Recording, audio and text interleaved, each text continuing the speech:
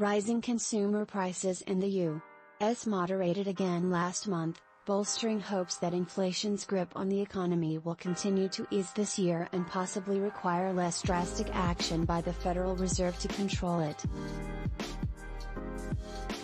Inflation eased to 6.5% in December compared with 12 months earlier, the government said Thursday.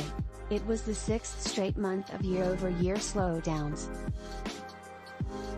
On a monthly basis, prices actually slipped 0.1% from November to December, the first such drop since May 2020. The softer readings add to growing signs that the worst inflation bout in 4 decades is gradually waning.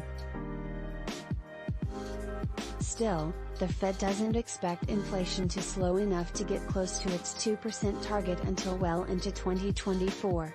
The central bank is expected to raise its benchmark rate by at least a quarter point when it next meets at the end of this month. Even as it gradually slows, inflation remains a painful reality for many Americans, especially with such necessities as food, energy and rents having soared over the last 18 months. For now, inflation is falling, with the national average price of a gallon of gas declining from a peak of $5 a gallon in June to $3.27 a gallon as of Wednesday, according to AAA. Supply chain snarls that previously inflated the cost of goods have largely unraveled. Consumers have also shifted much of their spending away from physical goods and instead toward services, such as travel and entertainment. As a result, the cost of goods, including used cars, furniture and clothing, has dropped for 2 straight months. Last week's jobs report for December bolstered the possibility that a recession could be avoided.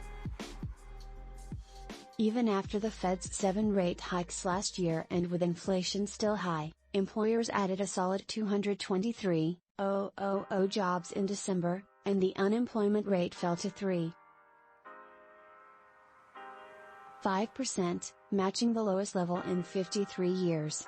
At the same time, average hourly pay growth slowed, which should lessen pressure on companies to raise prices to cover their higher labor costs. Another positive sign for the Fed's efforts to quell inflation is that Americans overall expect price increases to decline over the next few years. That is important because so-called inflation expectations can be self-fulfilling. If people expect prices to keep rising sharply, they will typically take steps, like demanding higher pay, that can perpetuate high inflation.